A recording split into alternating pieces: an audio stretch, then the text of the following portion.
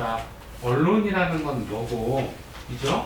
우리가 왜 이런 일을 해야 되는지, 이 월남 이상재 선생님 저자이신 현광로 대한민국 평생학습지원센터 이사장님을 모시고, 월남 이상재의 생애와 삶을 함께 나눠보도록 하겠습니다. 현광로 이사장님을 모시겠습니다. 너무 반갑습니다. 오늘같이 좋은 날 다들 야외에 나가고 그럴 텐데 애국지사들만 모였네요. 정말 귀하십니다. 와서 이 기사 쓰기를 배우고 있다는 거 저 밖에 사람들은 도저히 이해를 못할 거예요. 여러분 아주 귀한 일을 하고 있고 이 자리에서 저도 만나게 되어서 너무 반갑습니다. 아까 내가 문득 느꼈는데 우리 코리아 플러스가 이제 기자다운 기자를 양성하고 또 신문다운 언론사로 도약하고 이러는 비전을 가지고 있는 것을 내가 확실하게 느꼈어요. 우리 코리아 플러스를 내가 이렇게 보니까 나는 자주 여러분 얼굴을 못 뵈지만 기자가 한 70명 가까이 돼요. 이제 100명 되는 날이 곧 올 거예요. 그런데 70명 기자라고 하면요, 서울에서 아시아 투데이가 창간할 적에 서울에서 그 어마어마한 돈을 들였을 때 70명이었던 걸로 내가 기억을 해요. 그런데 우린 전국, 특히 그런 서울에 있는 언론사와 또 달리 전국의 각 시도에 다 기자들이, 본부장들이 그렇게 있어요. 대단한 조직입니다. 이거 지역에 무슨 대전일보 이런 데 안 바꿉니다. 우리는 관련 부설 기관들이, 제가 있는 그 평생학습 지원센터도 있지만 또 연안해반 지킴이라고 하는 거 얼마나 이거 멋집니까? 그런데 중요한 거는 우리는 기자인데 누가 기자라고 알아주느냐 하는 게 이게 참 큰 문제입니다. 기자라는 신분증은 어떻게 나오느냐? 그에 앞서서 제가 저를 잠깐 말씀드리면, 저는 언론학을 전공은 아니지만 부전공 이상입니다. 아들이 방송기자 23년 차예요. 그것도 워싱턴의 방송국이에요. 워싱턴에 있는 신문사들에서 거기 가서 16년째 기자인데 한국에서는 기독교 방송 기자를 했어요. 그 우리 아들이 신문 방송학을 전공할 적에 내가 더 열심히 공부를 했다는 거 아닙니까? 내가 언론을 잘 압니다. 그리고 내가 언론사의 그 여러 가지의 언론사들이 기사, 적을 사람은 적으세요. 기사, 투고가 제일 아래야. 투고, 독자 투고. 그 다음에 이제 기자들이 기사를 쓰는데 기자들이 기자 수첩이라는 걸 써요. 그것은 이제 기자가 사실만 보도하는 게 아니라 조금 논평을 한 거죠. 기자 수첩.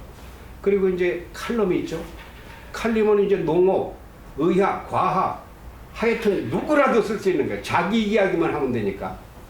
그거는 이제 칼럼니스트라고 우리가 높이 부르는데 주로 의사들, 법관들, 이런 사람들이 많이 쓰죠. 근데 그 칼럼 중에 또 데스크 칼럼이라는 게 있어요. 데스크 칼럼이라는 건 우리 코리아 플러스로 말하면 아주 편집국장 이하 아주 높은 경륜이 많은 사람, 이런 사람들의 칼럼을 그거는 논설이죠. 이거 다 논설과예요. 그것을 이제 데스크 칼럼이라 합니다. 그리고 그 위에 올라가면 이제 논설이 있어요. 논설위원들이 쓰는, 그건 칼럼이라고도 안 하고 무슨 논단 이렇게 말해요. 시사 논단 이렇게 하는 거. 그 신문 자세히 보면 그렇게 나와요. 그리고 이제 제일 위에 있는 게 사설입니다. 사설. 아까 말한 것은 다 누가 사람이 쓰는 거예요. 그 사람이 자기를 밝히고, 나는 농업 전문가다, 나는 수산업 전문가다, 나는 바다 전문가다. 여러분 중에 칼럼을 쓸 사람 한 명도 없어요. 그러니까 목공 전문가는 목공 쓰면 되고 운전 전문가는 운전 칼럼 쓰면 돼요. 이거 어렵게 생각할 게 없습니다. 아까 우리 장영래 대표가 자주 얘기하던데 어렵게 쓰려고 하지 마. 아주 쉬우면 돼요. 초등학교 5학년, 6학년이 알아듣게. 그런데 사설은 지금 사설을 다 폐지했습니다. 지역신문사들이. 왜 폐지했느냐? 사설이 너무 어려워. 서울에는 지금 사설이 3꼭지씩 나옵니다. 조중동, 한정한 이 6대 메이저들은 그 사설 칸을 이렇게 만들어서 한 꼭지, 두 꼭지, 3꼭지씩 이렇게 사설이 나오는데, 사설은 누가 쓰느냐? 그 주필이 씁니다. 주필이나 논설 고문이 씁니다.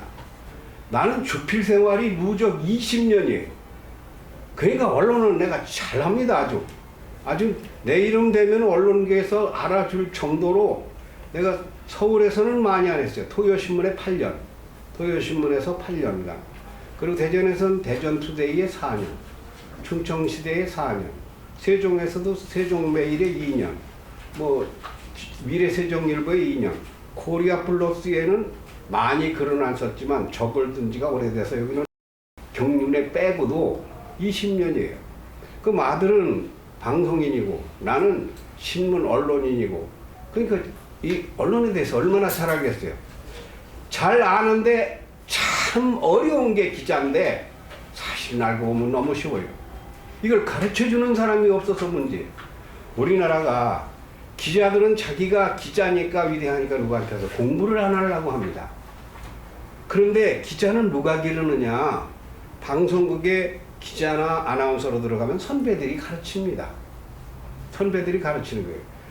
여기는 그래도 복이 있어서 사주가 가르치고 편집국장이 가르치지, 그거 기자의 이제 그 연식이 있잖아요.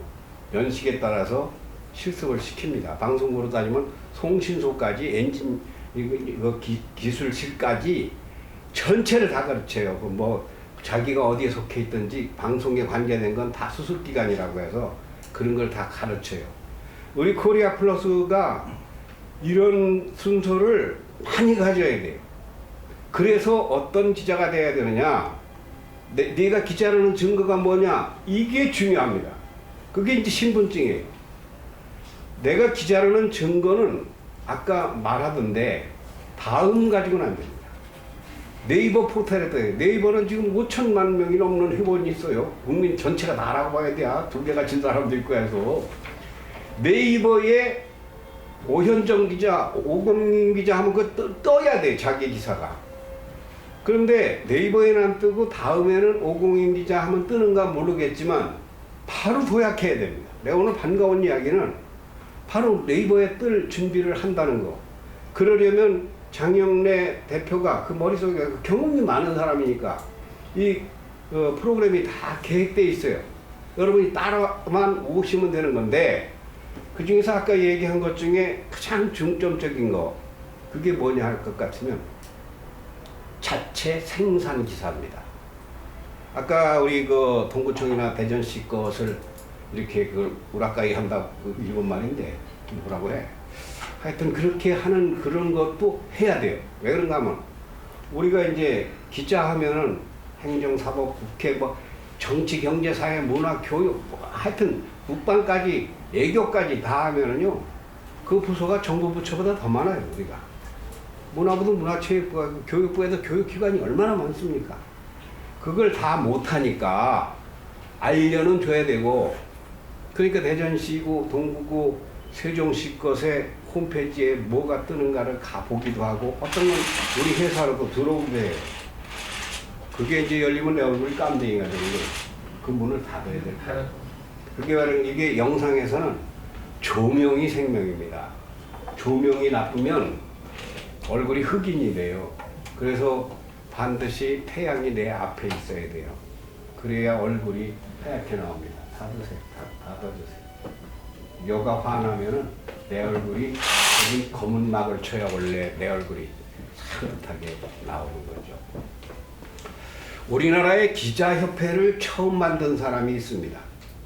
내가 오늘 모시고, 오늘뿐만 아니라 평생 모시고 다니는 분이 월남이 이상재 선생인데, 체육계에 가면 내가 체육계의 체육학 박사들이 모르는 걸 내가 많이 알아요. 왜 그런가 하면 월남 이상재 선생 제자니까. 언론계에 하면 월남 이상재 선생의 언론 정신과 관을 알아요. 그러니까 우리 그전까지는 관념이 뭐냐 하면은 신문사에 속했느냐, 두 번째는 어떤 기자협회에 있느냐. 기자협회도 이게 개판이 됐어. 그냥 며칠 모여서 친목계 하듯이 우리가 기자협회 만들자 해가지고 그게 기자협회. 출판사도 어떻게 됐느냐. 출판사도 그냥 뭐 등단이라, 등단. 등단하는 거 보면 친목계 며칠 모여가지고 글 써가지고 자기들끼리 한 앞에 50만 원 내고 30만 원 내고 100만 원 내고 해가지고 그래가지고 합본으로 만든 그 등단이라고. 원래 문학계 등단이라는 거는 무슨 뭐 김동인 문학상이라든가 무슨 뭐 박경리 문학제라든가 조선일보 뭐라든가 이렇게 해서 등단 권위 있는 데 가서 등단을 해야 되는 거잖아요. 근데 우리가 그냥 내 돈 내고 그냥 우리끼리 품질이 엉망이지. 그것도 등단은 등단이야. 나 그 사람들 무시는 하지 않습니다만 과정이라고 보는 거지. 진짜 우리나라에 처음 문학회 문인협회를 만든 분이 이상재 선생의 직속제자 박종화입니다. 박종화라고 들은 이름인가 모르겠어요. 세종대왕이나 자고가는 저그러면 뭐 이런 것을 초대해요. 기자는 조선 기자협회라는 게 시초입니다. 그건 1924년도에 1924년도 일제시대에 조선 기자협회를 만들어요. 그래서 거기에 등록된 사람들이 기자들이에요. 신문사에 등록되고 동아일보고 조선일보고 어디 등록됐어도 조선기자협회에 또 가입이 돼야 또 기자예요. 그런데 거기 가입이 안 된 이를테면 대전에도 이 갑질합니다. 대전에도 그 자기들 나름대로 자기네가 메이저예요. 그리고 그 아닌 것들은 뭐 지렉이라고 그래요? 시렉이라고 그래요. 그렇게 취급을 해요. 근데 왜 그런 일을 당하느냐? 우리가 이거 조금만 알면 되는 거를 그걸 깨닫지 못해 그렇습니다. 조금만 안다는 게 뭡니까? 기사 작성이에요. 오늘 성갑절 국장님 이야기하고 장영래 대표가 얘기하던데 기사는 국문학에서 뭐로 분류되는가 하면 기사는 기사체라고 분류됩니다. 그런 말은 국문학에 없어요. 원래 국문학 하면은 시, 소설, 수필, 희곡 뭐 이렇게 나누잖아요. 여러 계열로. 그런데 그것이 이제 글체가 간절체, 활야체, 만연체 뭐 여러 가지 있어요. 건조체. 사설 같은 건 이제 건조체로 쓰고 기사는 간결체라는 걸 써요. 아까 간결하게를 강조하던데 기사는 쉬워야 됩니다. 그리고 딱 알아듣게 임팩트만 있으면 그 최고 기사예요. 저만 얘기할 게 아니라 내가 조금 있으면 여러분에게 질문을 하나씩 가져오라고 내가 올려놓은 거 있는데 봤어요? 저는 못 봤습니다. 아, 질문을 하나씩 가져오라는데 지금이라도 질문을 생각하면서 하세요. 내가 40분인데 40분 중에 30분만 얘기하고 10분간은 여러분 질문을 들어도 돼. 10분이 뭐야? 그거 40분 해도 모자라. 사실. 그래서 그 조선 기자협회가 발전하고 발전돼서 해방되면서 한국 기자협회가 된 겁니다. 그게 주류예요.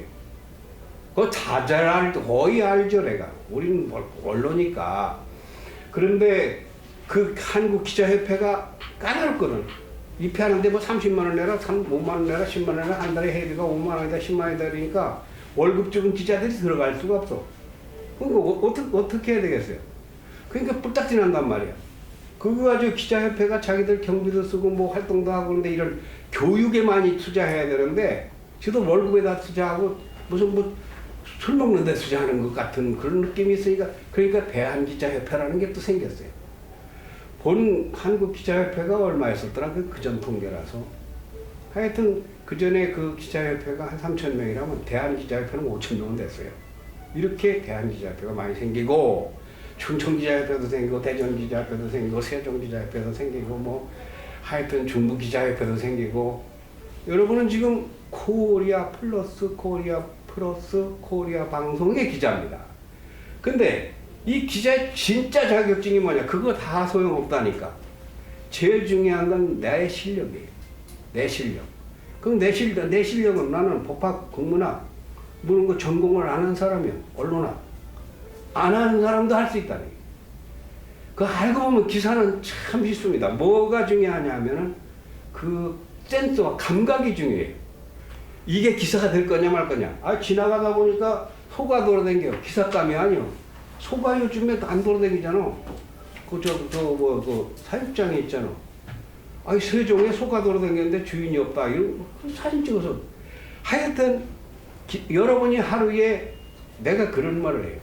노인이 되면 하루 10가지를 경험한다고 쳐도 내가 70이 넘었는데 22만 가지를 경험했다.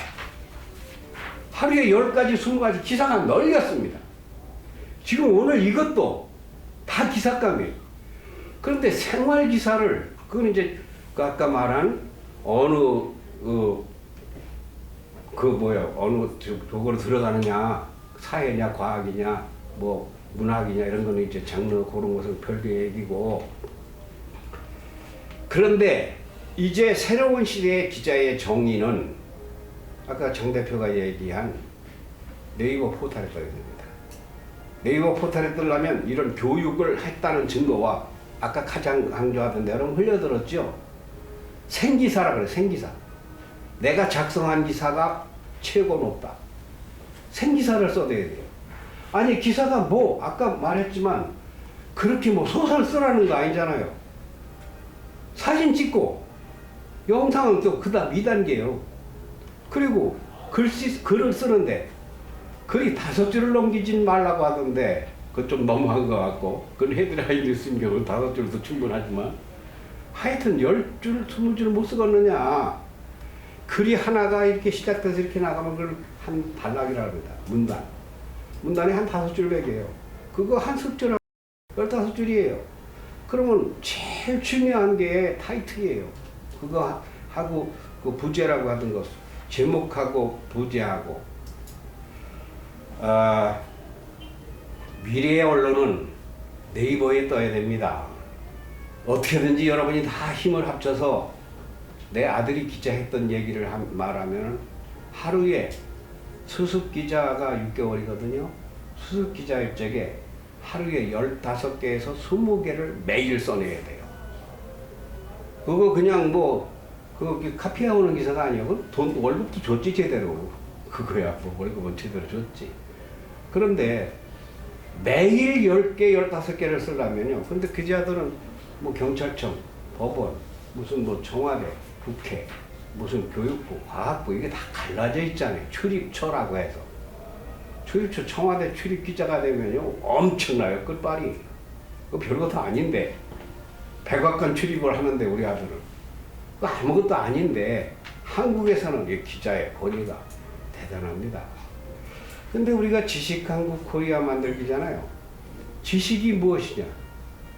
지식이라는 것은 우리가 국민이 5천만인데 5천만을 다 지식을 가르칠 수가 없어요. 그건 교육부도 쩔쩔 매는 일이에요. 교육부에 지금 학생들이 지금 한 700에서 800만 되겠네요. 700만, 800만인데 이제 대학교는 자기들이 하는 거니까 고등학교까지 해서 한 700만 되는데 걔들을 가르치는데 교육부 예산이 뭐 우리나라 국가 예산이 얼마입니까? 이런 건 그냥 턱턱이에요. 한 580조 돼요. 그 중에서 180조가 복지비예요. 여러분들은 검색을 스마트폰을 뭐에 씁니까? 자꾸 물어야 돼요. 오늘도 내가 여러분 질문 다 하라고 하고 싶어. 질문 안 하는 사람은 절대 발전 안 합니다. 의문을 가져 저거 왜 저럴까? 지나가다 뭘 보더라도 이런 걸 자꾸 해야 돼요. 그래서 여러분들이 어떻게 하면은 지식 강국의 기자가 되느냐. 진짜 그건 독립운동에 비유하면 돼요. 모두가 친일입니다.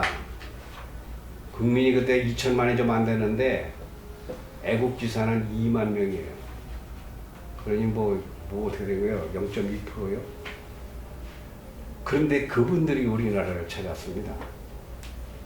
그분들이 나가서 전쟁에서 원폭을 만들어서 찾은 게 아니라 그분들의 찾고자 하는 정신이 우리나라를 찾았습니다. 우리 기자들이 우리가 50명이다. 엄청난 겁니다. 50명이 정신이 제대로 되면요. 하루에 2개씩만 쓰면 100개씩 기사가 쏟아져요. 네이버가 깜짝 놀랄 일이에요. 근데 잘 쓰려고 하니까 안 되는 거예요.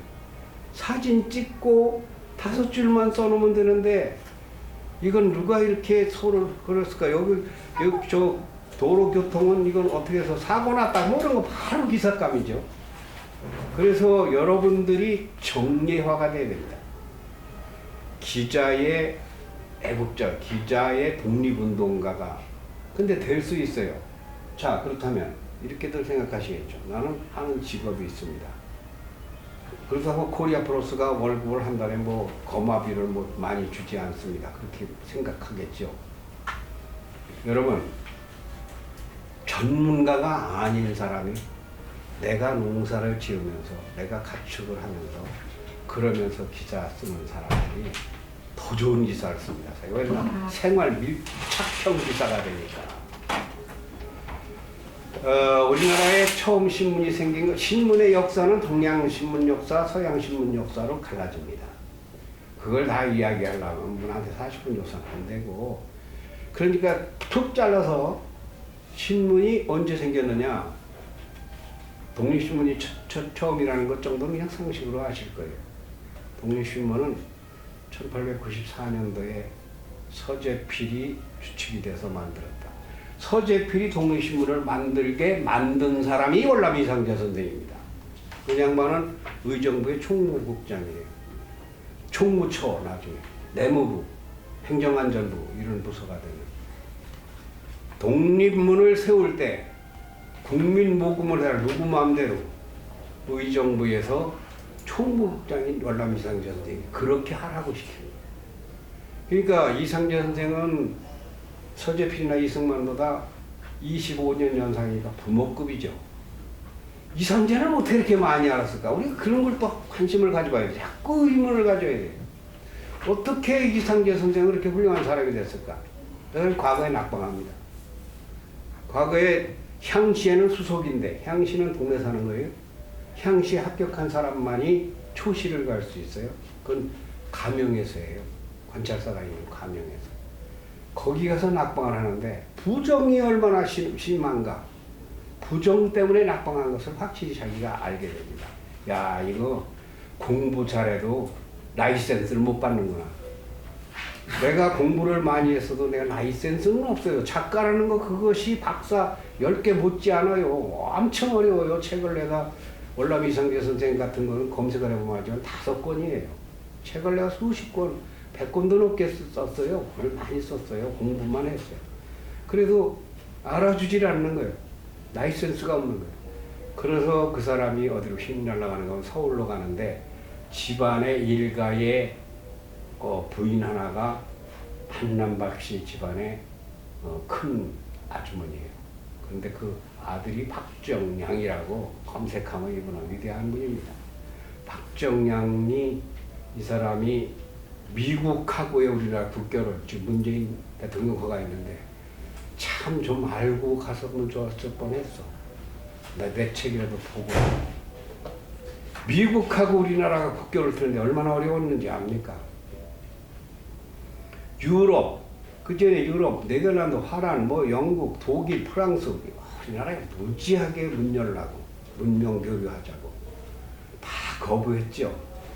근데 이또 힐브가 옥스퍼드대 출신이고 일본의 그놈들은 거의 다 영국 사람, 영국계, 독일계 거기 우리가 가봐야 발표 주게 생겼으니까 아예 뚝 떨어진. 이때 일본은 미국이 우리랑 수교를 먼저 했지만 그들은 50년도에 하고 우리는 82년도에 했는데 30년 뒤떨어졌죠. 그렇지만 저쪽 편이었어요. 그러니까 천황제, 황실제, 왕 뭐 이렇게 돼 있는 제도가 같죠. 미국으로 물꼬를 튼 사람이 박정량입니다. 박정량의 제자로 들어가서 13년간 책만 보고 공부만 하고 정치만 배우고 세상을 배우는데 박정량 아버지가 강화도 판관입니다. 일본과 강화도 조약할 때 그 자리에 있던 분이에요. 경암 박재근임 대감이라고 다 검색하면 있는 분이에요. 외국에서 무역선이고 상선이고 군함이고 들어오면 이거 우리나라에 전도해야 되겠는데, 예를 들면 문명을 전달해야 되겠는데, 자원 교류해야 되겠는데, 우리나라가 지도가 대생했는데도 대동여 지도 정도밖에 없어.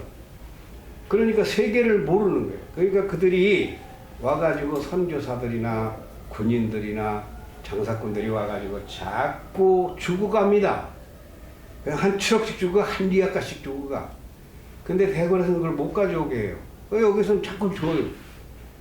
그런 책들이 박정향 대감 집에 계속 쌓입니다. 쌓이지 않을래도 쌓일 수. 거기는 뭐가 있느냐? 영어 배우는 게 영어 책이 있어. 그리고 성경 뭐 말할 것도 없고 성경 배우는 거 있어. 일본의 역사가 있어. 미국의 역사 있어. 워싱턴의 지도까지 다 있어. 그들의 문화와 풍습과 역사와 교육 전체가 다 있어. 이상재 선생님 그거를 13년 동안 공부를 합니다. 그러니 그렇게 공부를 해갔으니까 신사유람단에 갔을 적에 일본을 훤히 알고 가요.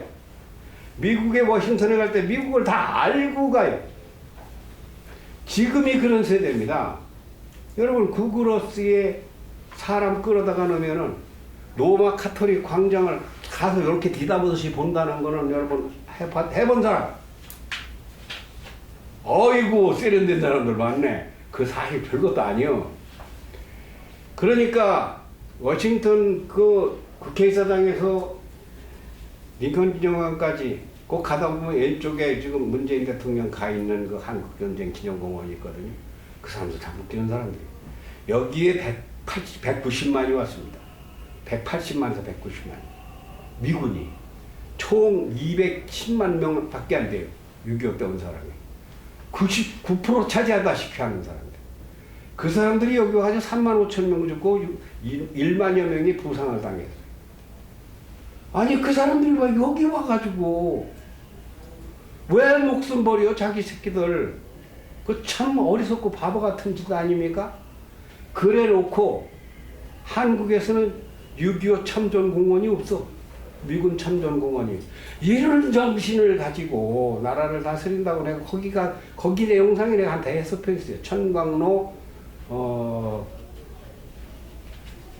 한국전쟁 기념공원 이렇게 검색하면 여러 편 있어요. 애들도 데리고 가고. 그들은 그렇게 죽어놓고 거기다가 이게 내셔널몰이라고 하는데요. 금싸라기 중에 금싸라기입니다. 거기다가 제 돈 내서 자기 거 해가지고 아니 우리나라를 그래서 건져낸 거 아닙니까? 이런 나라를 처음 문을 연 미국 사람들이요. 우리는 춤추고 히피만 알죠? 그런 사람도 있지. 그러나 미국은 제일 부러운 게 내가 교육이라고 말합니다. 워싱턴에 가면 뉴욕에는 한 100개 되는데 100개는 안 되고 한 5, 60개 되는데 거기 가면요. 입장료가 한 군데 가는데 50불, 30불, 100불 막 이래요. 거기 가면 입장료만 여러분 300만 원 가져도 뉴욕에 가서 제대로 못 봐요. 입장료만. 미국에는 워싱턴 DC에 한 30개, 40개 정도 있네요.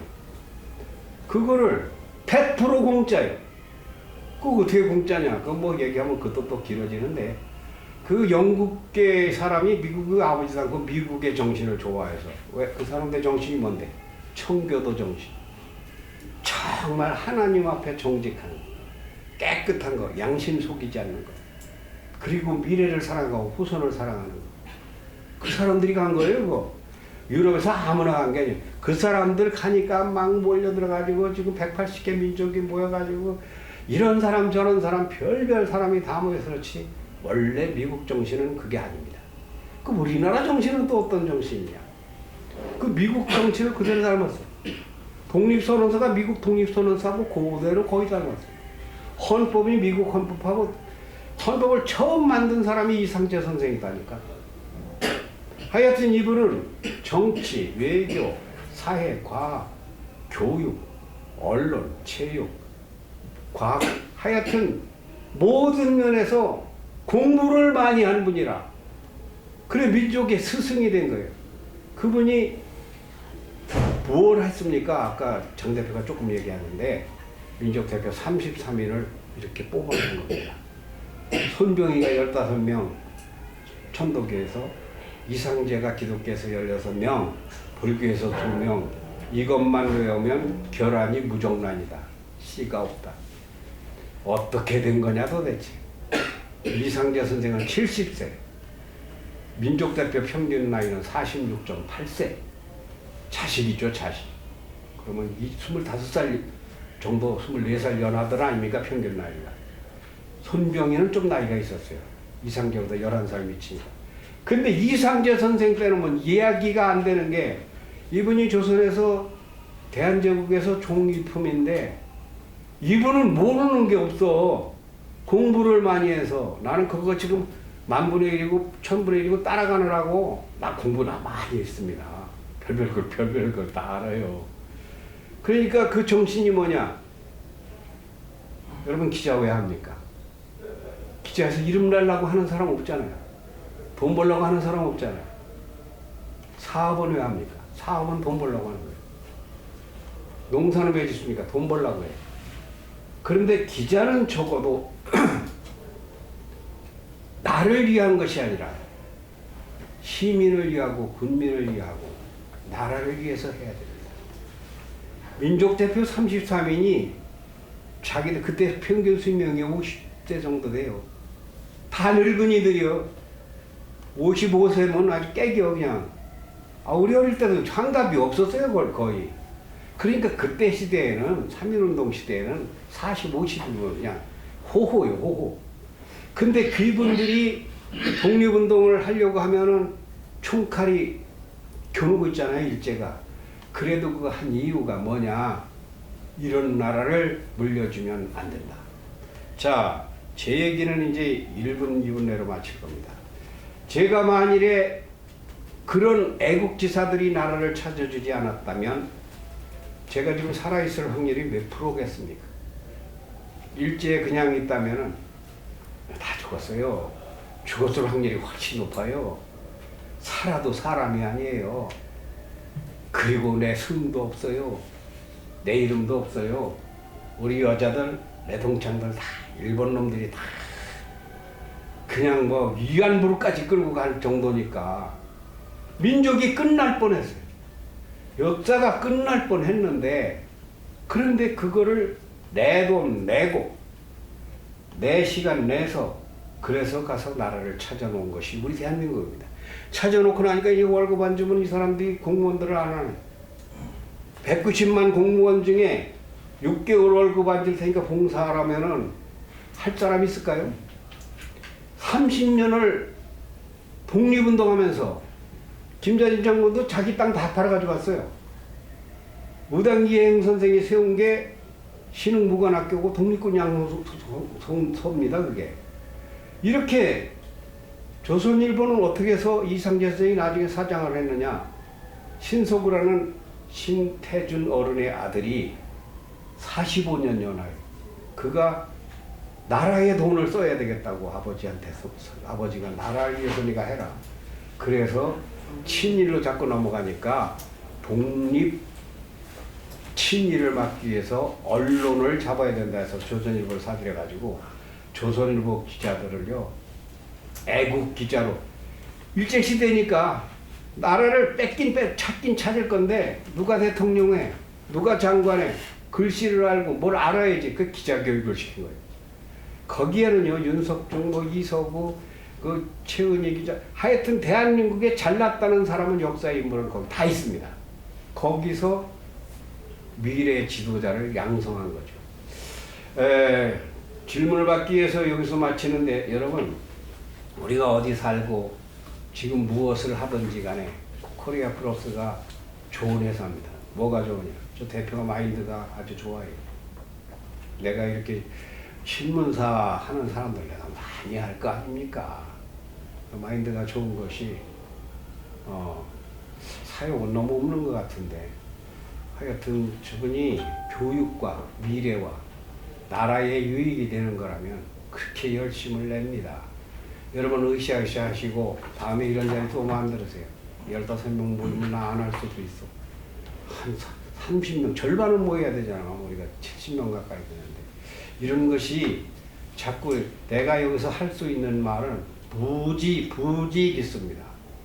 뭐 그 한 말을 하라도 할 수 있을 정도로 많은데 그렇게 할 건 못 쓰고 자 제가 이렇게 막 주저없이 짓거렸는데 누가 내 말을 듣고 나니까 이거 하나 물어봐야 되겠다 싶은 사람 몇 분만 좀 질문하세요. 뭐 궁금한 게 있으면 아무거나 예. 그 이상재 선생님에 대해서 이제 이름은 이제 그 배울 때 좀 역사 속에서 들어보긴 했는데 네. 좀 이렇게 간략하게 이분은 어느 분이다라고 좀 정리해서 저희가 좀 들을 수 있을까요? 이상재 선생의 어떤 분야, 그분은요, 일제히 우리나라가 넘어가면서 고종이 대궐에서 쫓겨났죠, 독수공으로. 그게 쫓겨났을 때 그 양반이 뭐라고 말을 했는가 하면, 그 양반은, 그리고 울산의학의 해외 공간이 다 문을 닫고 다 철수했어요. 그렇게 되니까 뭐라고 했는가 하면, 폐하, 제가 YMCA에 대한제국 천국공사관을 세우겠습니다. 그래서 YMCA는 영국의 기독교 단체라서 일본이 들어올 수가 없는 데예요. 그래서 천국공사관을 세우고 그 YMCA에 대한의 작은 정부를 세우겠다고 했어요. 그래서 그 초대 교육부 간사가 이승만입니다. 그 교육부, 기술부, 과학부, 체육부, 뭐 복지도 시작이 그분이 한 거예요. 그리고 이상재 선생은 우리 충남 한산 사람이에요. 한산에서 태어나가지고 그분은 조선에서는 대한제국에서는 종기품을 하다가 애국지사로 사시다가 상해인실정부로 세우는데 전체를 3.1운동부터 다 주관하신 분이에요. 누구 인물을 다 골라. 근데 그분은 안 나서 써. 왜 그런가 하면 청년들이 해야 된다. 지금 내가 현장에 가서 기사 쓰고 뛰댕길 수는 없잖아요. 나이가 있는데. 그게 청년을 양성한 청년 운동가이면서 미래 운동가입니다. 이제 이상재는 스마트폰으로 검색하면 많이 나와요. 막 여러 갈래로 나와요. 또 누가 또 뭐 물어보세요. 가만히들 계시지 말고.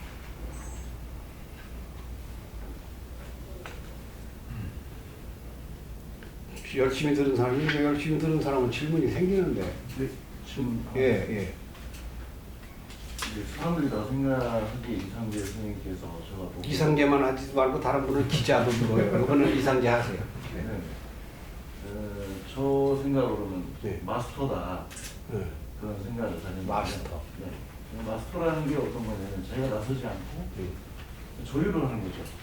이분과 이분의 연결고리를 만들어주고 이 매개체가 이제 제가 서로에 대해서 비즈니스가 된다면 연결해 주시는 분을 맞자면서 뒤에서 물러서서 코치를 해주시는 이런 분이지 않습니까? 예, 그거 어떻게 이렇게 정확히 알아요? 그냥 그거를 그거 공부해봤어요, 이상재 선생? 아니요.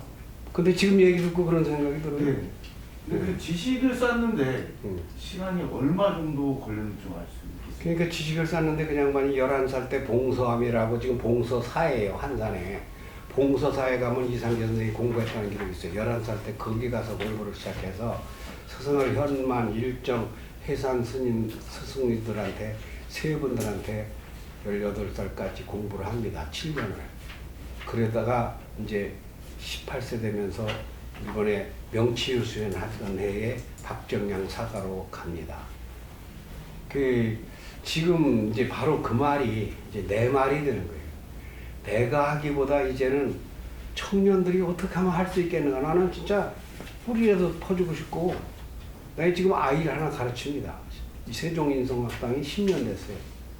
여러 애들이 와서 무료 교육을 10년 받는데 한 아이는 지금 계속 공부를 해서 어문 저작물 책을 쓰고 있습니다. 365일에 맞춰 365쪽을 쓰면서 지금 한 300쪽 썼어요. 그러면 걔가 말하기, 글쓰기, 영상 만들기는 내가 아주 지도자입니다. 근데 가르치러 보내는 부모가 보내야지. 한때는 뭐 애들이 많았는데 너무 많아도 내가 못 가르쳐요. 그러니까 서울에서 막 애들 데리고 막 이렇게 하고, 근데 애들 가르치는 게 세상에 제일 어려운 거예요. 애들 가르치는 게. 그리고 우리 기자 이런 분들은 뭐 한마디 하면 두 마디 알아듣잖아. 애들은 한마디 하면 10마디를 알아듣지만 거꾸로 빗나가는 게 10개 또. 같은 아이들은 그게 그렇게 막 자라느라 세포가 하루에 200조 개씩 늘어난다는 거 알아요? 세포가 200조 개씩 늘어나고 계속 늘어나고 죽고 그래. 이게 불산하게 늘어나느라고 움직이죠. 이상재 선생에 대해서는 언론뿐이 아니라 우리나라 체육의 날도 처음 축구와 야구, 시구 한 분이 이상재 선생이에요. YMCA 체육부에서. 그러니까 그분은 모든 면에서 근데 자기를 나타내는 게 아니에요. 항상 제자들을 이렇게 앞세우고, 그리고 제자들한테 나는 스승이다 이랬던 역사가 없어요. 나같이 이런 태도도 아니에요. 그런 게 맞지 않아? 이 정도 수준이에요. 그리고 대중집회 1호고, 만민공동회라는 것의 주강사인데, 그분이 1호예요. 거기 이제 이승만, 윤치호, 뭐 안창호 이런 사람들도 강사로 나왔지만, 그것도 다 만민공동회도 의정부에 계실 적에, 청탄으로 있을 적에 그 지원을 해서 만민공동회가 된 거고, 독립협회도 그렇고. 그 3.1운동은 독립협회와 만민공동회 그 줄기가 그대로, 그 인물이 그대로 와서 폭발한 겁니다. 3.1운동이 갑자기 일어난 게 아니에요. 그러니까 우리나라 역사는 거짓 역사는 아닌데 알맹이가 없어. 한 번만 더 하시죠, 누가.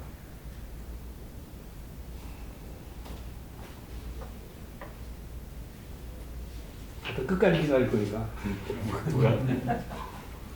제가 하나만 더 질문해 주세요. 이제 그분은 별도고, 다른 분은 한 번 꼭 해야 돼. 하나가 아니라 2개라도 해보세요. 해보세요. 야, 하셔요. 네. 제가 보기에는 지금 이 대한민국이라는 자체가 네. 전 세계에서 아주 코딱지만 하고, 네. 근데 이 파워라는 게 지금 엄청 커졌지 않습니까? 네. 그런 어떤 저희 눈에는 보이지 않는 어떤 정신들이 녹아서 네. 이렇게 된 것 같은데, 저가 이제 40대지만 근데 왜 60대 분들하고 이 분들의 꼰대 정신은 변하지 않을까? 꼰대 정신은. 네, 그게 정말 좀 싫어서 스님께서는 그 부분을 어떻게 생각을 하시는 건지. 꼰대는 꼰대를 위한 꼰대가 아니라 제자와 새끼들을 위한 꼰대가 돼야지. 아니, 내가 세상에서 내가 도움을 받으면 되겠어? 내가 청년을 도와야지. 그렇잖아요. 청년을 보고 노인이 되라고 할 수 없지 않느냐. 그러니까 내가 청년이 될 수밖에 없다는 게 이상재 선생 말이에요. 내가 어린애를 가지고 너 그래 못하냐 하고 나무라면 되겠어요? 내가 걔 수준으로 내려가야지. 지금 우리나라는 이 정신이, 건국 정신이 없어 그래요. 건국 정신은 나를 바치는 거예요. 젊었을 땐 열심히 배우고 어른들이 바른 가르침을 배워서 훌륭하게 성장하되, 나이가 들면 다 비우고 저 후배들을, 차세대를 밀어줘야 돼요. 근데 자기가 끝까지 하려고 하고, 이상재 선생님 임시정부의 대통령감이라는 건 세상이 다 하는 일이요. 근데 내가 여기를 떠나면 일제가 이제 알턴니가 빠져나간다. 뿌럭지가 독립운동의 뿌리가 빠져나가는데 가면 안 된다. 거긴 청년들이 해야 된다. 대통령이고 뭐고. 내가 뭐 대통령에서 뭐 할 거냐. 나도 똑같은 이야기. 내가 그거 해서 뭐 할 거예요. 내가 책을요 100권도 넘게 썼어요. 근데 출판사가 냈지 내가 책 낸 건 하나도 없어요. 지금도 돌아가는 게 한 연화목 원 되는데 가제본까지 해놓고 중단하고 있어요. 그런데 내가 이제 늦게 아는 거예요. 내가 책을 100권 내기보다 내 제자가 한 권을 내야 된다. 여러분, 나한테 오면 소설이고 시고 뭐 어문이고 뭐고 간에 하여튼 내가 글 가르치는 데는 보사입니다. 책을 다 낼 수 있어요. 다 낼 수 있어요. 다. 근데 책을 왜 못 내느냐. 글만 쓰면 내는데 책의 구도를 몰라요. 기사를 왜 못 쓰냐. 기사의 형식을 모르니까. 책이라는 건 책 설계를 할 줄 모르고, 문예창 작가를 나와도 그걸 안 가르쳐요. 그 뭐 전공은 뭐 했어요? 이제 내가 물어야 되겠네. 저는 네. 케미칼입니다. 네? 케미칼. 화학. 화학이요? 예. 장인순 박사라고 들어봤어요? 잘 모릅니다. 화학의 한국 1호 이렇게 대부. 얼마 전에 그분하고 인터뷰한 거 있는데 나한테 명함 줬어요? 아니, 아직 안 되겠습니다. 아직 안 준 게 아니라 줄 마음이 없어요? 아닙니다. 명함이 안 나왔습니다. 그래요? 나한테 전화를 해도 나가 누구라고 빨간 택시라고 문자라도 넣어놔요. 알겠습니다. 그 화학 전공했으면 한 번만 더 빨리. 앞으로 우리나라가 살아갈 수 있는 방법이라면 어떤 방향으로 가야 되는지요? 우리나라가 살아갈 수 있는 방법을 뭐 박사들마다 학자들마다 다 말하겠지만, 나는 작가로서, 나는 이상재 선생의 제서로서 내 주장대로 한마디만 말한다면요, 우리나라가 건국 정신을 되찾아야 합니다. 그걸 가르쳐야 됩니다. 건국 정신은 무엇인가 하면 있는 자가 내놓는 겁니다. 그 우리나라의 복지비가 아까 180조라고 그랬는데, 복지라는 건 남강 이승훈 선생이 이렇게 독립운동을 하고 그런 것도 좋고 그렇지만 일제가 매기질 하니까 자꾸 친일이 되고 굶어 죽는다. 나라 찾으면 뭐하냐. 백성이 굶어 죽는데 그거 어떡하자는 거예요. 이상재 선생이. 그러니까 이상재 월남 선생이 이거에 앞서면 되는 일인데 왜 그러냐. 어떻게 앞서냐 하니까 우리가 기근구제를 만들자. 그 성경 아니냐 구제가. 그걸 어떻게 하면 좋겠어.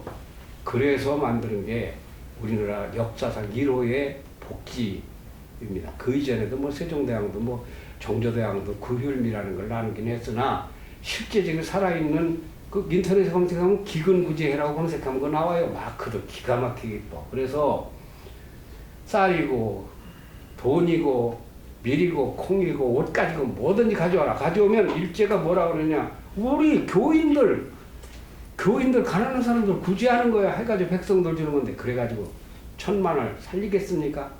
그래서 그게 뭐라고 했는가 하면 살리려고 하는 정신을 살리는 거다. 살리려고 하는 정신이 살면 인원은 숫자가 중요하지 않다. 그러니까 유관순이 죽고 안중근이 죽은 것이 실패예요? 절대로 아니다. 이게. 그런 분들이 죽으니까 우리 그 애국 정신이 우리나라 역사 속에 토양에 묻힌 거예요. 죽은 분이나 산 분이나 나라를 되찾아서 후손들을 잘 가르쳐서 그렇게 해야 된다. 이 교육부의 효시가요 항무국이에요. 의정부 항무국. 미국에서 와가지고 이상재 선생님이 만드는 게 항무국입니다. 근데 교육부 문교부 이런 말이 없었어요. 그래서 거기서 초대 애국학교 교장도 하고 조선교육협회, 조선미래대학 교육계에서는 교육학 박사들 서울대학 박사라는 사람들만 나오니까 교육에 정작 한국 교육의 뿌리를 몰라. 고려의 주작 그런 건 아는데. 자, 시간이 뭐 5분 초과됐습니다. 하여튼 제가 지금 뭘 하나 만드는 영상이 있는데 먼저 띄울게요. 그건 뭐냐면 대한민국 건국 정신을 찾자고 하는 건데 보시면 알아요. 그리고 이것도 와서 편집이 되는 대로 띄울 테니까 열심히 하십시오. 고맙습니다. 네.